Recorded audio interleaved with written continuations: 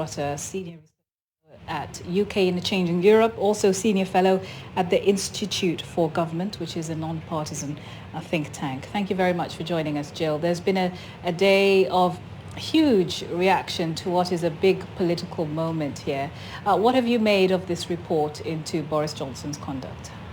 I think what's really interesting about it is that, if you like, it's a report of two halves. There's one half which is looking at the issue that the committee's been investigating for 14 months. Did Boris Johnson mislead Parliament? Was it deliberately, knowingly, or was it recklessly misleading? If they found that, and on that they concluded he did deliberately mislead Parliament. He couldn't reasonably have thought that there weren't parties when he was telling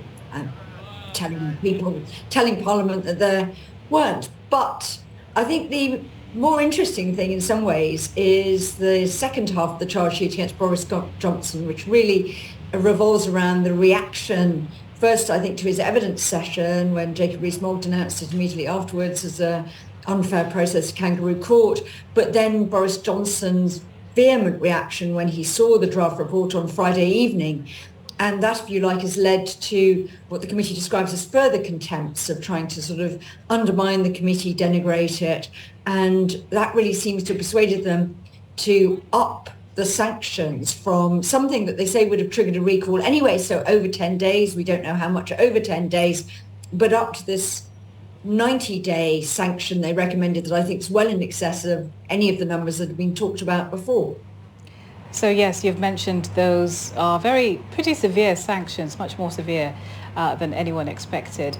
But a lot of people that we've been speaking to here on the BBC have been saying that this is something that could restore people's faith in Parliament. Do you think that's a reasonable assessment?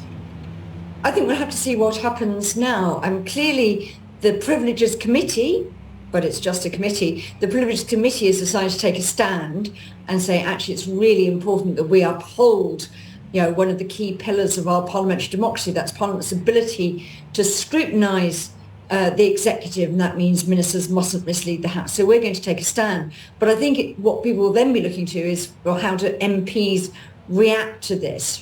Are Conservative MPs looking at this? Do they decide, yes, actually, we want to rally in behind the committee, the 4 Conservative members on the committee who voted for these sanctions, or do we actually want to back up the Boris Johnson narrative that this is a sort of unseemly plot to get rid of somebody because he delivered Brexit? And I think that really is quite a testing moment. We'll see that when it comes to a vote where the majority of Conservative MPs go. So I think the committee's decided to make a stand. The really interesting question is whether the rest of Parliament decides to make a stand over this, or does it degenerate into what will look like not Parliament demanding high standards of the executive, but potentially MPs saying this is actually a bit of a sort of witch hunt by a bunch of disgruntled people against a former MP.